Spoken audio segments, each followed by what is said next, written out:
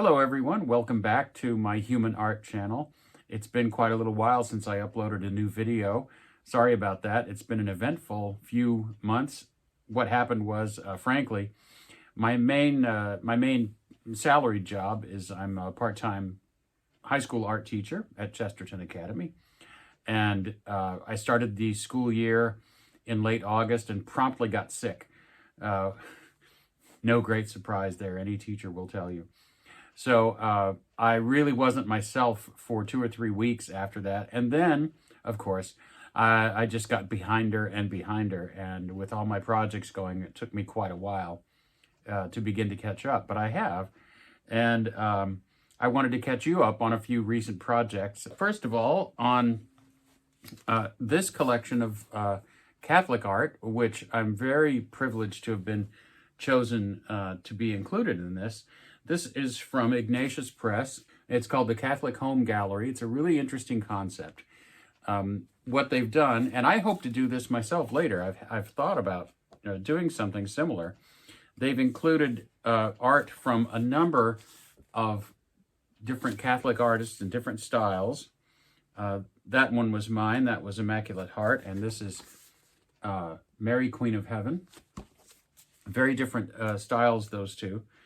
But also from some other well-known Catholic artists, and maybe some that are not quite as well-known, but should be.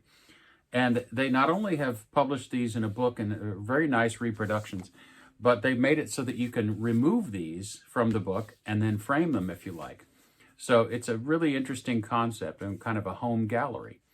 And I hope to do more of that myself and continue a series of these devotional images, religious images that I've started work on now, but that will take some time to complete. Meanwhile, I did finish my most recent devotional image that's patterned after the idea of illuminated manuscripts. So this is my third one in the series. The first was St. Maximilian Kolbe, and then I did one of Mary and Joseph. And then this one is of St. Bridget, and you may have seen some progress videos of that one. So I was able to draw this in ink and then finished it in watercolor. The series is getting closer to what I had envisioned for it. So those are two recent projects. Another is my series of local food. So I'm working on one right now that is a local spot that I'll announce later that I frequent and really enjoy. It's in my neighborhood, very close. It was just some food that I got when I went there to watch a football game one day. And it was so picturesque when they brought it to me that I thought, I think I can paint this. And I love the idea of doing a very realistic rendering on these local food pieces right now. I've done some before that are more kind of impressionistic. But this one in particular, I just wanted to paint it in a very realistic way. So that's the way it's going. And I hope to continue that series with a lot more around my local area here. And that brings me to my main topic for this video, which is about the title of my channel here. It's called Human Art. And when I was setting up my channel, I tried on a few different ideas for what I should call it. And one day I just settled on Human Art for the latest one. And I wasn't really sure that I would keep it and might not think of something better. But I put that in there as kind of a placeholder. But as time has passed, I've grown to appreciate it more. And I think Human Art is a good description of the kind of art that I hope to do for the rest of my life and to focus on. But I wanted to explain what it is. So what is human art? To me, there are 3 aspects to it that I'd really like to talk about today.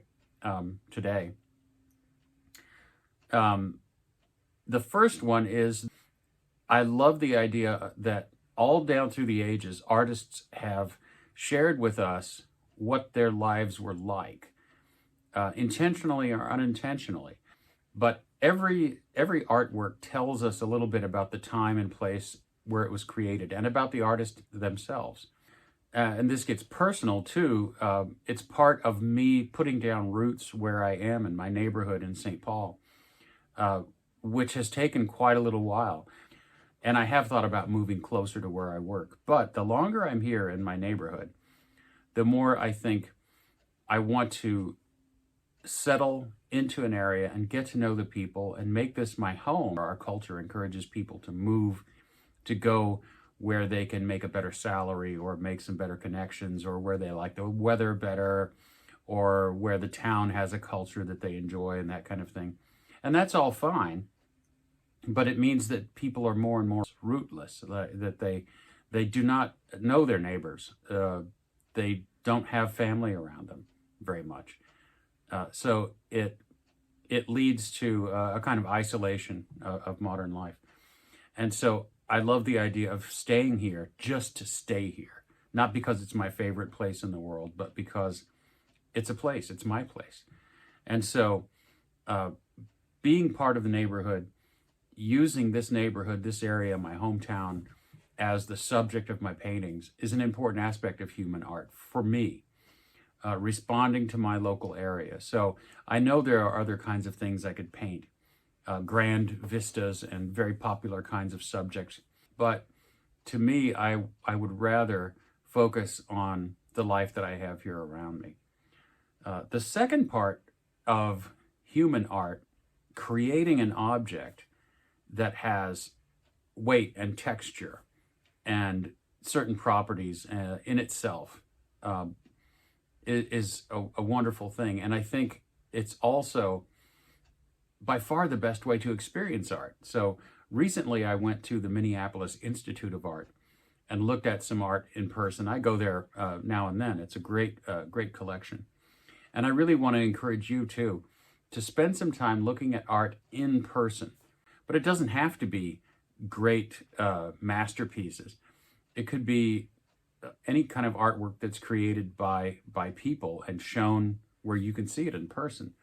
It's a completely different experience than seeing something on a screen or as a print, a reproduction, a picture in a book or something like that. I looked at this painting by Fra Angelico, a couple of them, and to me, they illustrated this idea of the artwork being not just an image or something to look at and think about, but also what we Catholics would call a relic. It's something that was touched and made by a person. They held it in their hands. And there's something of themselves in this object. For instance, I have a pocket knife that belonged to my dad. And it's not a remarkable knife, but it was my dad's and he used it. And so having it is a special thing to me.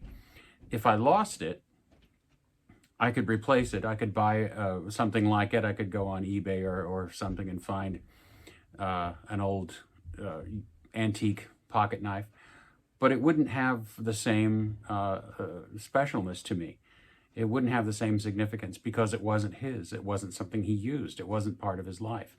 And I feel that way about artwork too. When you stand in front of a Rembrandt painting, I was looking at Lucretia in the museum, and it's more than just a story of Lucretia. It tells you about Rembrandt as well. And when you stand in front of it and you can see the brush strokes, not only see them, but really see their depth and how they're built up, you get a sense that you're almost having a conversation across these 5 centuries or whatever it was with Rembrandt. You're standing there in front of something that he made. And that is something I think that is unique to this handmade art, that you really feel like you're almost in the presence of the person. So that's the second aspect of this human art for me.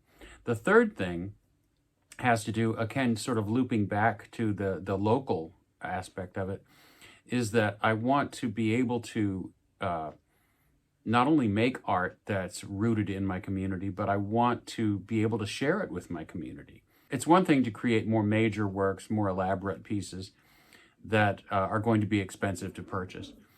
That's part of what I do too.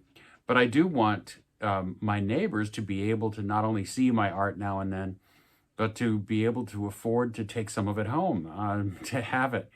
I want to be visible as an artist in my community, very locally. And so it's made me rethink the way I price things so that people around very close to me can afford to buy a small painting or something like that. And so that's changed the way that I look at pricing my artwork.